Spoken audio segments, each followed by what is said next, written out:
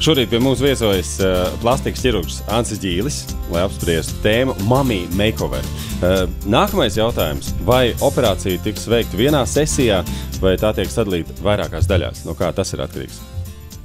Atkarīgs no operācijas veidiem, kas tiek kombinēti. Ja tās ir salīdzinoši vienkāršākas manipulācijas, ja anatomiskā situācija nav tāda, kas prasa tiešām tur ļoti liela audu pārvietošanas, parasti mēs viņus kombinējam, lai tas viss iekristu vienā narkozē ar vienu dzīšanas periodu. Protams, no otras puses mums ir jāskatās pacientas kopējais veselības stāvoklis, un mums ir jāskatās arī operācijas ilgums. Ja mēs tur ejam pāri 4-5 stundām, tad parādās jau kaut kādi lieki riski, kas pie kosmētiskās ķirurģijas nevienmēr ir adekvāti.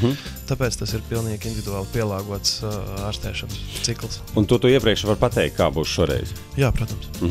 Cik ilgs laiks nepieciešams, lai pilnībā atveseļotos pēc operācijas, lai varētu teikt, ka tagad viss ir pagājis un es varu atgriezties dzīvē, ne par ko neuztraucoties? Tāds pilns dzīšanas periods ir 6 mēneši. Tas ir tas, ko raksta visas ķirurģijas grāmatas. Tas ir tas, kad mēs redzam praktiski 100% rezultātu. Bet, protams, jāsaprot, ka tas straujākais posms ir 1. mēnesis līdz 6 nedēļas, un pa procentiem 80-90 jau tad ir šis rezultāts, un pēc tam ir salīdzinoši lēna pieslīpēšanās, kamēr visas tūskas noiet nost, atjaunojās jušana, rētas paliek plānas, mīkstas, gaišas. Un tā arī notiek, ja? Un tā arī notiek, protams. Paldies tev! Radio Skonto!